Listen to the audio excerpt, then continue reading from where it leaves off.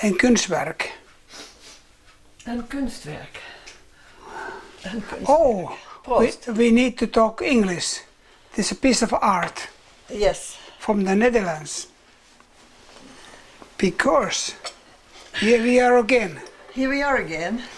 after so many years. I haven't combed my hair. It's and you haven't either, but it's soft. You Yeah, washed it. I washed today. Yeah. Okay. Yes, Dusting up. so sun is shining outside, as you can maybe see on the table a bit. Beautiful weather. Yeah, you crossed the bridge. I had my morning walk, Yes. and the first coffee. This is the second. Hmm. And Because we have our traditions. yes. We don't give up until we fall down Ja. on the earth. Tot we zullen doorgaan tot de allerlaatste snik. Ja. Bereid om door te gaan, ook al krijgen wij de hik. And how is the translation about that in English? We will continue till our last breath. We are prepared to continue, even though we get the hiccups. What kind of hiccups do you have? We had a new medicine, and it had some side effects. Yes. What are the side effects of this medicine? Yeah, I have now this medicine 2.5 years for cancer, and it has affected it. I'm losing weight. Mm-hmm. That's the. Yeah, I've seen that. Yeah. How much weight have you lost? I think I have lost like 10 kilo last 2 years. So now you're wearing a belt Yeah. to keep your trousers together. Yeah. For them not to fall off. Yeah. So all the fat has been burnt, and also the muscles are small, of course. But is that losing weight? Is that because of the tumors eating up most of what you consume?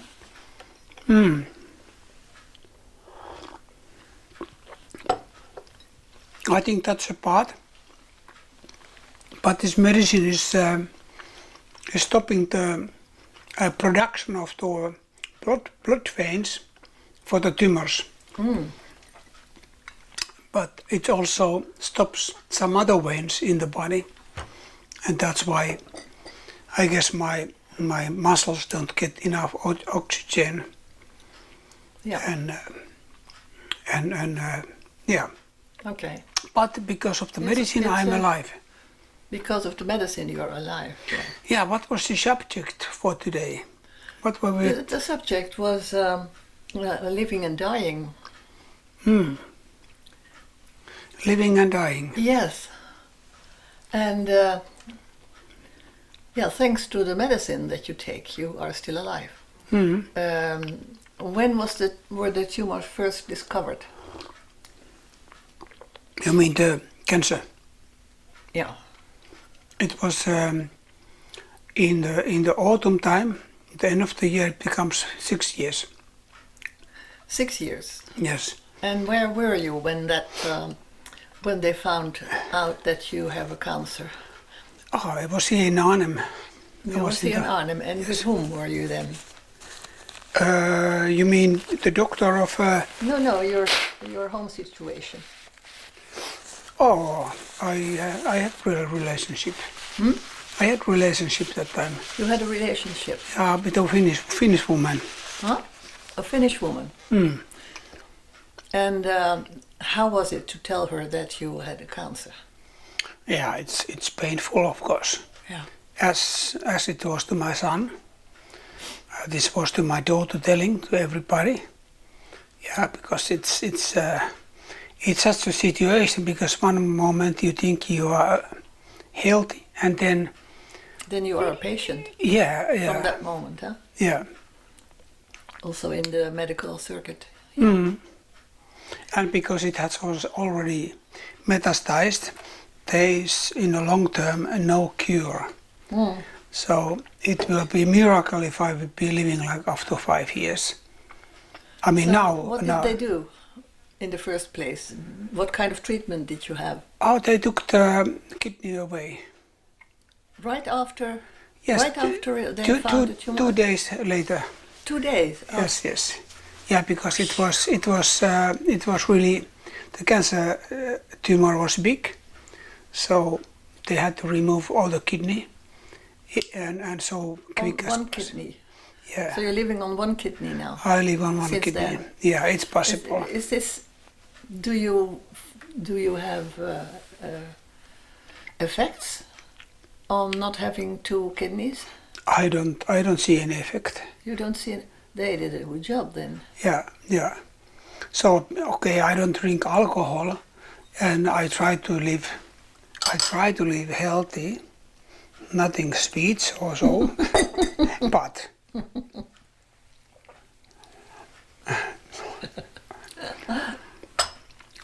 Apple crumble cookie. and my condition was very good before this came to light. So I was in top condition.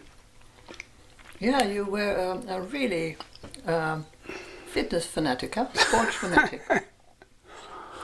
You had a very challenging program. What did you do daily? I think through the years, all my friends in Netherlands have get so tired of my talking about my achievements, what I do, and how many push-ups and so on. But it all made. You were talking a lot about. No, yeah, well, what is talking? You but were a little proud of them. well, yeah, little bit. You could also impress women with that. Oh, well. I'm thinking of your first book. Oh, Yoyo, you warned me that you have prepared Yes.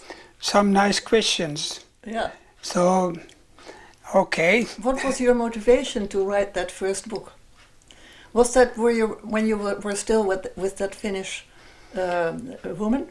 Yeah, and also like I had already written another book, kind of adventure also about past lives, when I was a lot of times in Pyrenees. But my Finnish language was so bad that time, my writing Finnish, and it came nothing. But I tried like 8 years time. I was writing the book. Huh? How many? 8 years, but it never It realized. never came around. No. No, but in a way there is a nice then basis. The second one. What was the title? Oh, the sex oracle. The Sex Oracle. Yeah. Ever heard of that? But it was a longer title, not only Sex Oracle. But well, there was the undertitle. Yeah. What was it? And something like something about the mysteries of Tibetan Buddhism, what was also like a bit of kind of tantrism. Yeah, it was about sex and spirituality. Yes. Mysticism. Huh? Yeah. Now, what made you start with this new book when the other one just didn't come round? You mean that now that oracle? Yeah.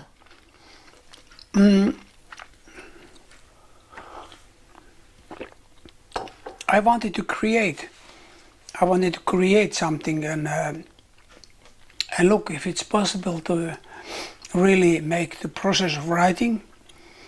And after 20 pages, when I had struggled, I started to see that it's possible to keep on going. So I was writing that book in 2 months' time. Oh, that's what I call speed writing. Yeah, I was, and with 2 fingers. Yeah. So from 9 o'clock in the morning, I was the time here in Netherlands. At 9 o'clock I started to write. Yeah. At 12 o'clock, after 3 hours, I walked to the shop, make some shoppings, and I was wondering, what the hell am I going to write? And I was just walking, and it was a summertime, and I looked around, And I thought, okay, we will see. And then at 1 o'clock I went on until maybe 4 o'clock. So almost every day. Yeah. So in a way, Well, it's a very exciting book, because you're telling all your adventures with traveling and being in the highest circles and seducing women all the time, all the time. So you were really a sex hero at that time. But it was mostly fantasy, wasn't it? Yeah, of course we say it is fantasy. It's Yes. all fantasy. I don't admit. You don't admit. No, I admit nothing. So, but you know, it's like when you're writing a book, it's good to look the reality and look the narrative. What are the dreams beside the reality what we are living in? Because nobody is really living what he or she would like to live. So That's true. And in And that you way, thought, in that way, you hoped that you could entice an audience that would be charmed by all the adventures that you described. Yeah, I let the main character just to really live his dreams out, and after a while he realizes that there's so much more than living your dreams. And living your sexuality. Yes, so, and then it's changing, the story is changing slowly to something deeper. So he starts to discover something from the inner. And well, if I would only talk about spirituality, it would be so boring. I would say, so I mean, I know quite a lot about stuff, you know, stuff, meditation and so, because I'm almost 50 years on the path. But I'm so tired if there's somebody who is only bullshitting, you know, trying to be spiritual, because they're so... Trying to be spiritual, yeah. Yeah, because it's not like that. It doesn't happen like that. People become phony if they try to be. And the same is like with the health, because when we say that we are healthy, every day somebody gets sick who is healthy, but it seems that it never comes on our own path until it comes to our own path. I was always healthy and trying to do my thing and doing my own business. And then one day, it comes like, it comes like like a sky, falls down. The truth. You dropped from the clouds. Yeah. And just landed on the plain earth. Very painful. But it's needed to wake up, huh? Sometimes. Yeah, what is painful? Because after a couple of days, looking the situation, okay, this will be my death. Then you start to look at things and anticipate, start to create the new today, and every morning a new today. So there's no more so much in planning long to the future, but you are like living more here. So in a way things get easier. Yeah. Because you don't plan. Yeah. I remember a quote from a mystic. What is his name? No. Well, it'll get to me later. Yeah. But he had been sort of a guru. Gibran? No. Jeff Foster. And he had a great following, and he was considered as a really enlightened being. And then he fell ill. I don't know exactly what it was, but he has been offline for a year. And when he came back, he said he apologized to his following and said, I have allowed you to think that I'm enlightened, but I am not. I have experienced everything that is humanly possible. And now I know that life will get you on your knees, either screaming, kicking and cursing about all the injustice that has been happening to you, or in deep gratitude for existence. Yeah. So I thought that was a good one. And now he has a greater following. so we will now apologize. Apologize. So you see how different in language. Apologize. For what? That we have said that we are not enlightened. In fact, we are. As well as each of us, also you who are looking this. Only that we don't remember that. We have kind of curtain in front of the connection with the universe, or whatever you call the shit. Yeah, it's a sort of a screen. And many people never look behind the screen during their lives. But then when they die, they disappear into behind the screen. Yeah. What do you think? Is it possible to look behind the screen when you are dying? I don't know. I haven't had the experience yet. If you have it, can you tell me? You have it. No, I mean when you have it, Yeah. can you then tell me? I'll tell you. Yeah. Okay, deal. Okay. We'll meet behind the screen. Or maybe I make a phone call to you. Yes. Or we can text. Yeah.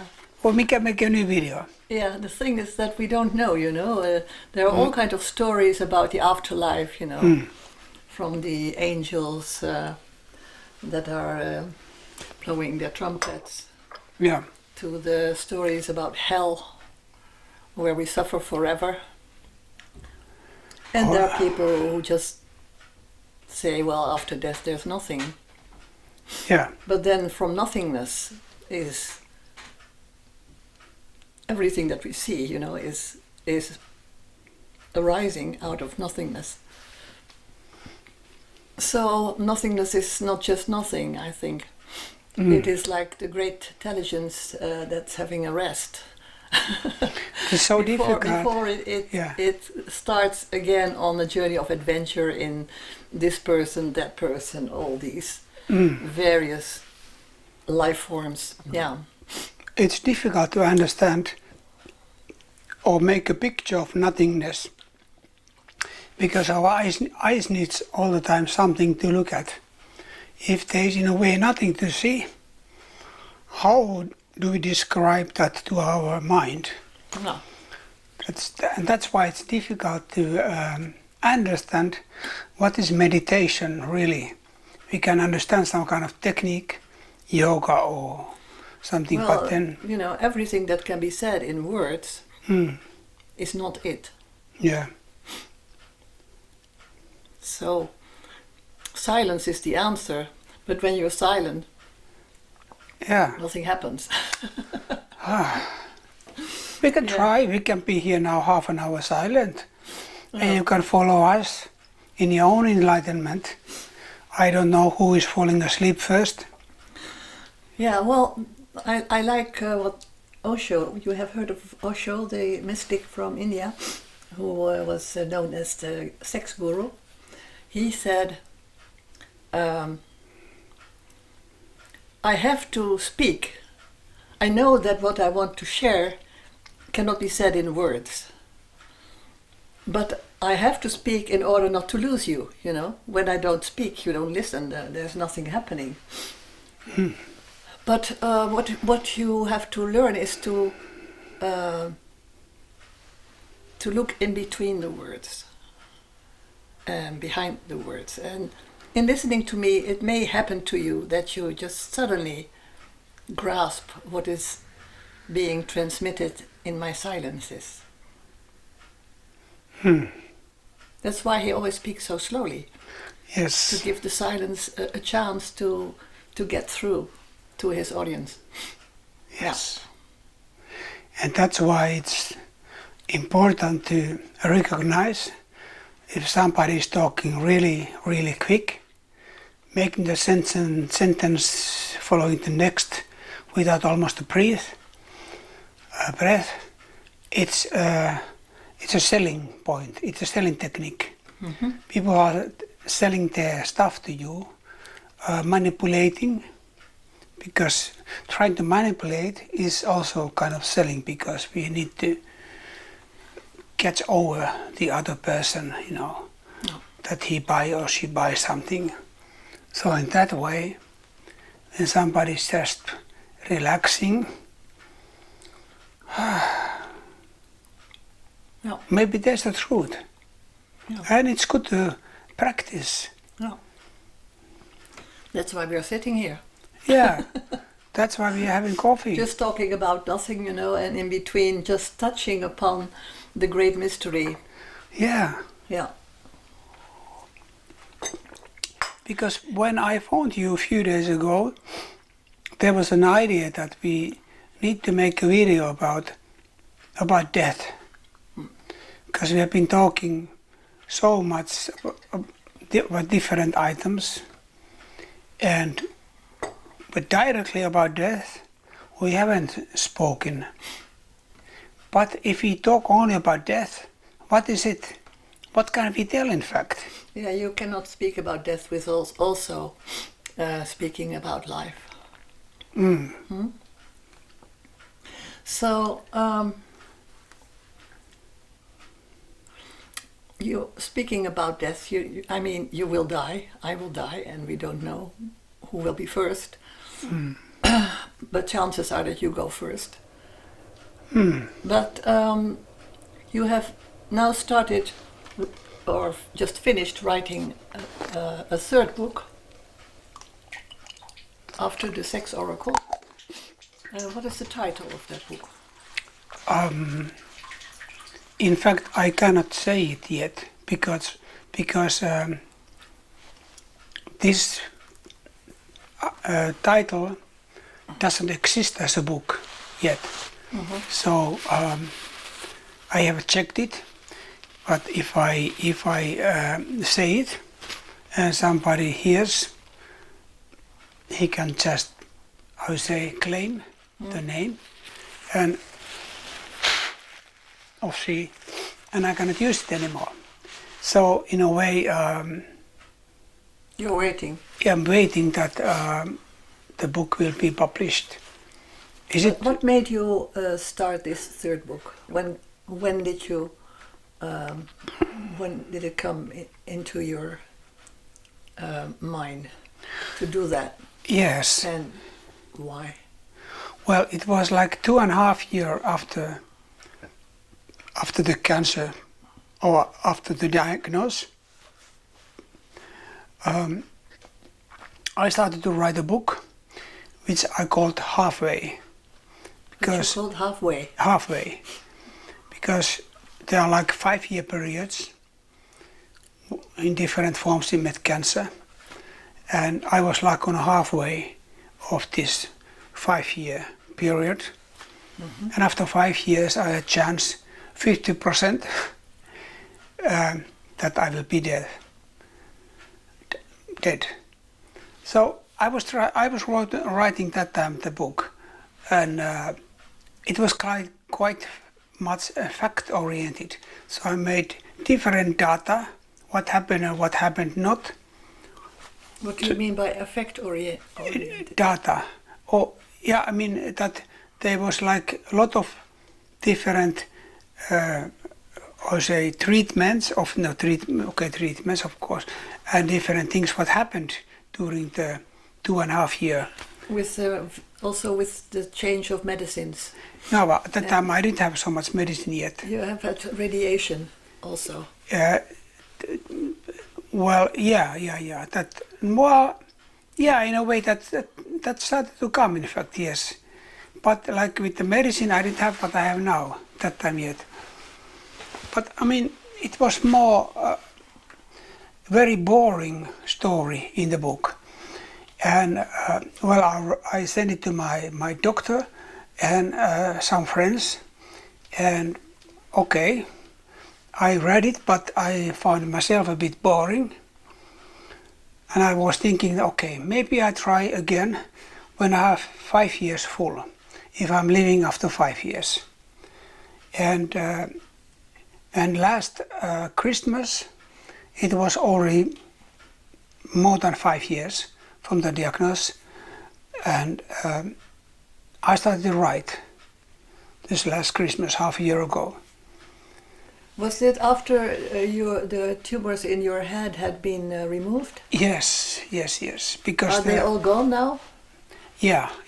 They have been like 5 different tumors. The biggest one was 3 centimeters, and then 4 smaller ones. And they were like in the first half a year. In the first half year? Yeah, it's 3.5 years ago that they were. And so you were still alive after 5 years, and you picked up writing again. Yeah. And how did that go? Yeah, it was again struggle because like in the winter, I started to write, and I tried to write like 10 pages, and then 20, and then it started to flow a bit more. But it was difficult, and some moments I had like, oh, and like in that Oracle, like 2 months, 120 words is a big book. 120 pages. Pages, I mean, yeah. No. What I'm talking about, 120,000 words. I had this in the Oracle, so it's more than average book. But in this, I had more difficulties, and I was like really looking what I'm writing and trying to make it kind of more adventurous, that there's some movement in the book. Mm-hmm.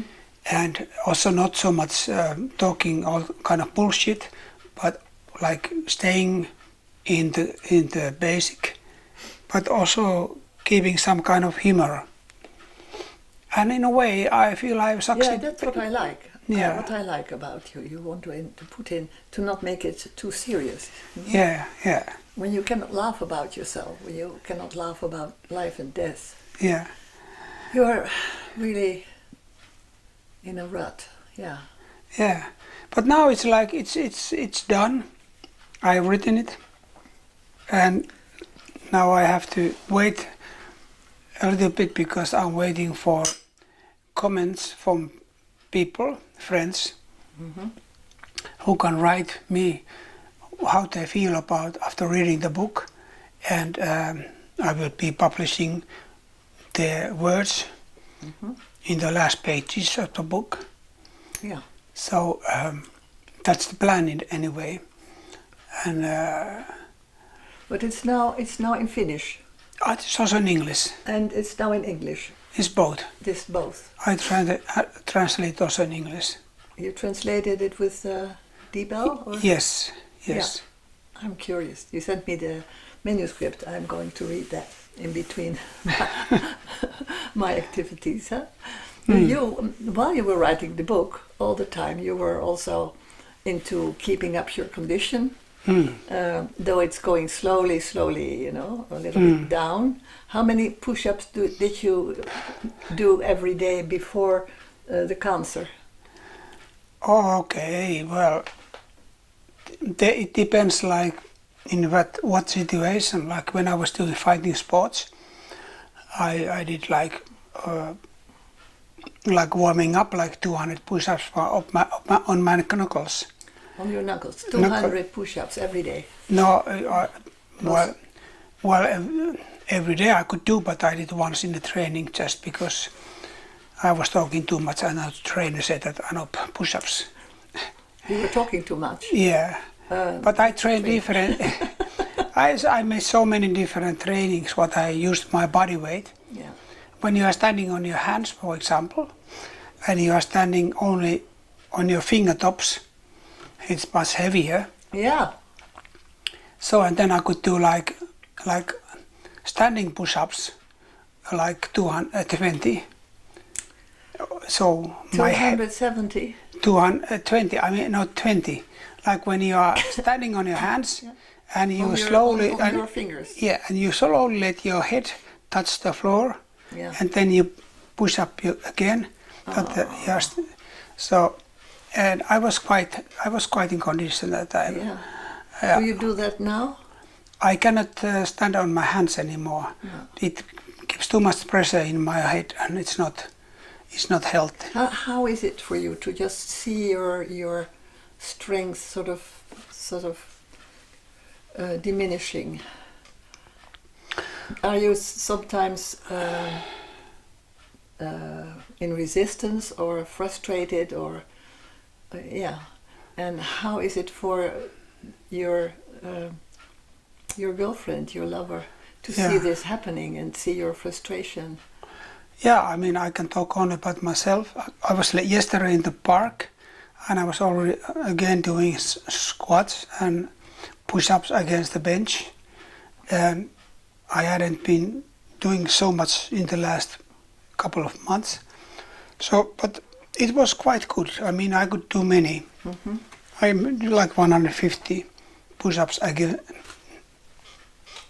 leaning. How many? 150. 150. Yeah. So I was like leaning all the time.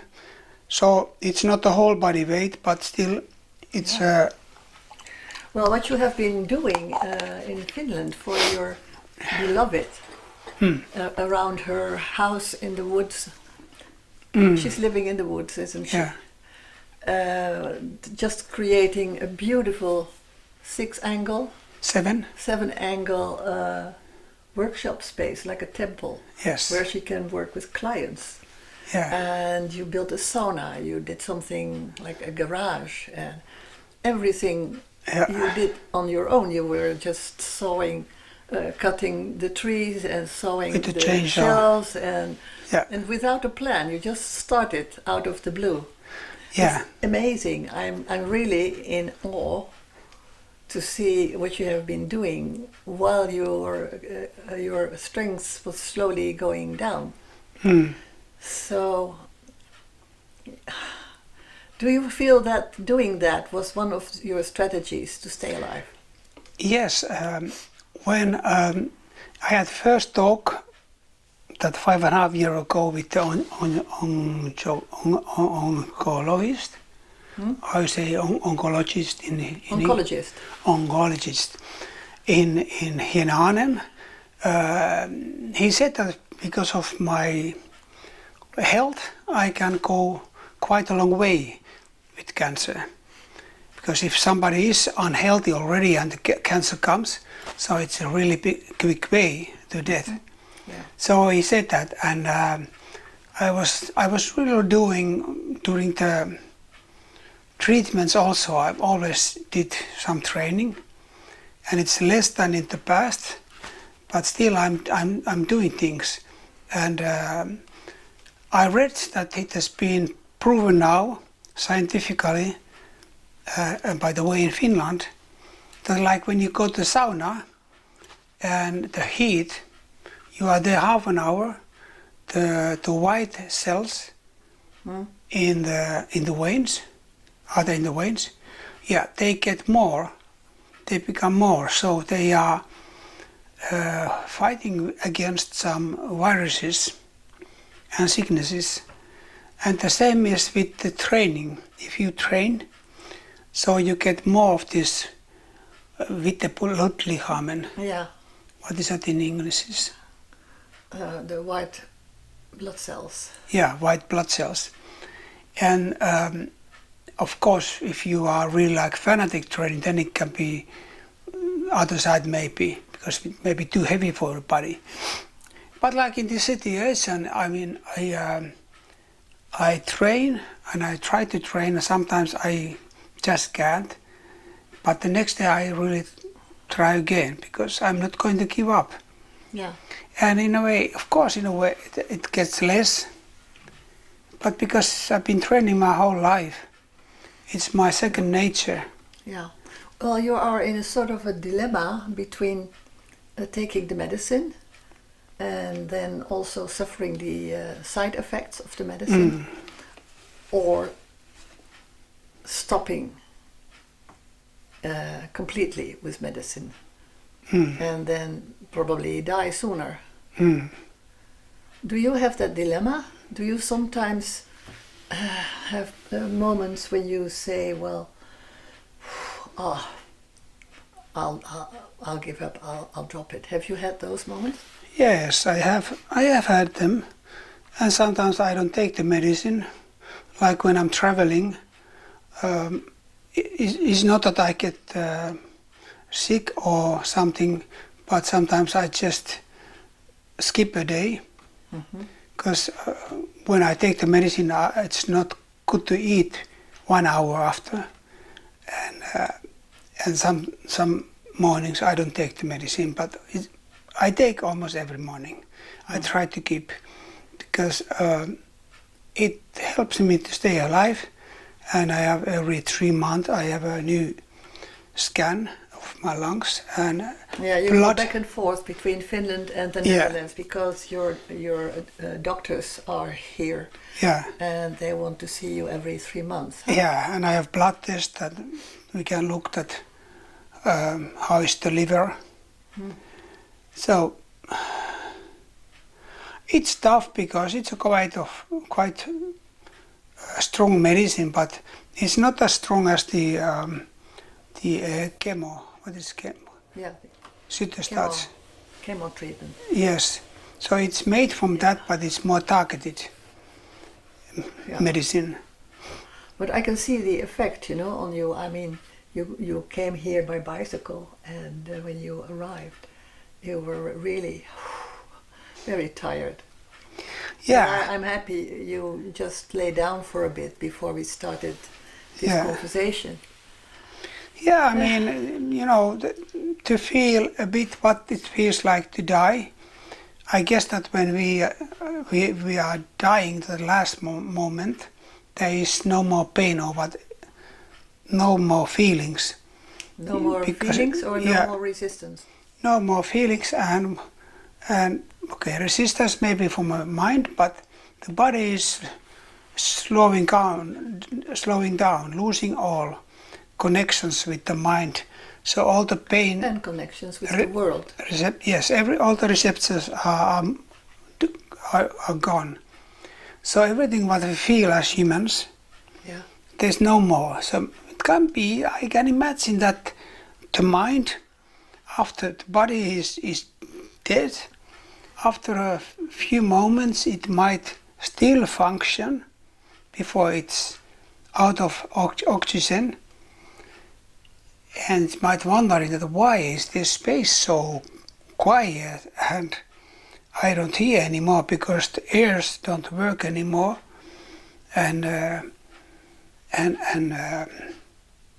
the heart is no more beating, and the pain is gone because you don't feel anymore because the connections are gone absolutely, and then you go and who knows where. Yeah. Now, what is the you that goes? Say once more. What is the you that goes? You said, and then you go. So, what is the you that goes? What is going? That's the paradox. Because what I was just wondering is that the me, or you in you, me in me, it's all kind of fake identity. Or what we think, everything what we think about ourselves, it doesn't exist in reality. And the reality is at the moment when we die. Our personality is really sort of a story that we are telling ourselves. Everything disappears at the moment when we die, and then comes the reality that there is this something that is running the body and all its functions of the mind, functions of the organs and the muscles and everything. There is something that's running that. Now, when the body gives up, and this something, which you can also call the breath, the life force, feels that it can no longer enter the body. It's more difficult to get in. So it's been breathing out and trying to get back in, but in the end it says, I cannot enter this body any longer, and then it quits. Yes. Now, what is this it that quits? That's what makes me curious, you know? Here we go. Because it's not the personality. No. The personality is connected with the body and the mind. Yes. And the feelings. Well, the paradox is what I understand, maybe right now, is that when we are alive, we have this body, we have this personality, we have this mind, but the moment we die, all this and the mind dies, and then what stays is the it. The it, yeah. Yes, and the it is the same as all the living creatures have. The flower, the cat, the birds, the horses, whatever, they all have the same spirit, the life force. And in fact, it has been just borrowed to us, and in the form of humans. We borrowed it from it. Yes. And they lend it to us. Yes. And we can be happy that we are humans. We are the highest creature on earth. But the moment we die, we will lose this all. And then we become it, as everything else becomes it. Yeah. And then who wants to cling in that personality and wants to talk with spirits? Want to give it up. Yeah. Whatever you wish to have after death, connections with the people who stay in life, it's just bullshit. It's not possible. Yeah. Because everything disappears. Well, I know of people who have just tried experiments like when you die, you know, give me a sign, you know, and then they see that the lamp is flickering, you know, and they say, yeah, there he is, there she is, you know. Or something is falling on the ground and they say, yeah, that's him, that's her. But my feeling is that we have invented those stories, and when we believe them, we see them happening. Yeah. And it is just to console ourselves from the loss. Yeah. Because it is absolutely inconceivable that someone who was there suddenly is no longer there. It's very hard to accept that the person that you were relating with, that you were married to, or that you were in love with, is gone forever. No more talking, no more laughing together. And so we have to invent some devices to at least believe that there is something after death that we can still relate to.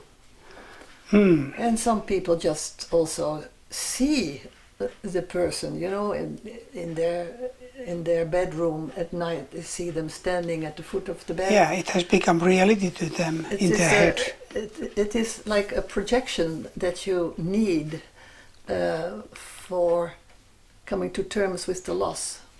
Yeah. I hope that nobody see me after my death, because when we are gone, we are gone. And I try to love people as long as they live, or as long as I live. I don't want to be enemy with anybody anymore. There is no more time to go on with negative feelings. Yeah. And if you have one moment something negativity, then to realize that life is so short. Yeah. Especially my case is so short, I cannot think about the same way anymore after a couple of hours. I have to look at the reality that it's useless to hold something. Yeah, so this phase is also helping you to slowly let go of all kinds of judgments Yeah. and what do you call it, rancors, you know, like bitterness and Yeah. people that have been unjust to you and stuff. Just, you know, the letting go of all those negative feelings is also, I think, very liberating. Yes. And it brings you a peace of mind. That's the reason Peace also. of heart. Yeah. That's the reason why I wrote this book. What will come out. Yeah. I make it like, how you say, I clear my history. I clear my 35 years of life Yeah. from the moment when I came here the first time to the Netherlands. And it ends like 5 days ago, the story in the book. So, dear audience, this book is soon going to be online, probably, or maybe also printed. And it doesn't have a title yet. It has But a if title, but it's it has a title, secret. But it's still a secret. But if you are curious about this book, you can see how it unfolds and when will be published on your website. Yeah, and here on the YouTube channel. And on the YouTube channel, okay? Yes. And what's your YouTube account name? Tautrino. Tautrino Isnes. Well, if you look the video here, there is the YouTube channel. Oh, it's there. So if you want to be kept informed, there you can go. I think, are we finished, or do you have one last? Oh, I thought that we started to talk about some things. Oh, okay. So tell me something. No, What's your plan? I have asked all the questions I had. Oh. But maybe are you not bored yet? I'll go interrogate him about what more he would like to talk about. Close your eyes and feel what it is that you would still sort of comment upon or ask questions about.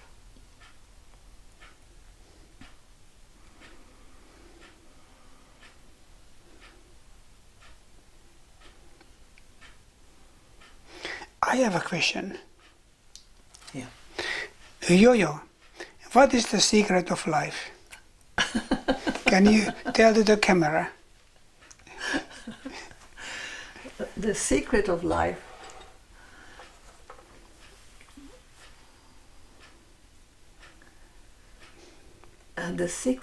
life is that it reveals itself when you stop searching for it. That's the best I can do. Because we can seek and search and try to find the secret of life, but it recedes the more effort we put into trying to solve it. So I think of a quote by Osho again, who said, "Life is not a problem to be solved. It is a mystery to be lived." Yes. It came in on the right moment, eh? Yes. And now we have the summer coming, so it's the right moment to live this mystery. Yes.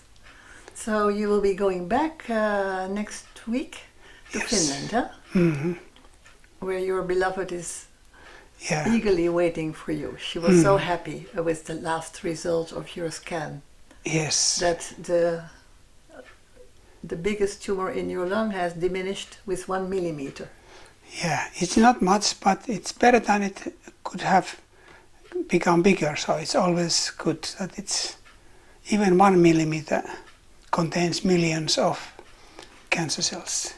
But do you have a plan next to the book of what you're going to do in Finland? Do you have a project that's still? I need to work with the book because I feel that the chance is big that maybe I don't live so long, so I would like to get it into the world. Yeah, and look in which way I can get it to the world. That's not still open.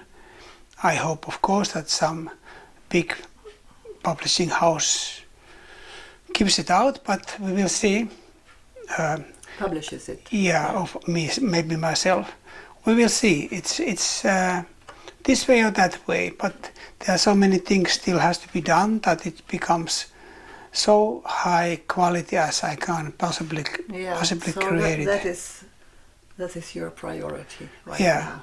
yeah, and of course to stay with my loved ones and you know. Have some quality time with them. Yeah, enjoy life and do some push-ups. Do some push-ups. Yes. Maybe not 200, but 150. Yeah, I think so. Yeah. Well, I hope you are not going to force yourself, you know, No. but that you will really take pleasure in what you still can do day by day. Yes, we'll see. Okay, shall we have a hug? Yes, ma'am.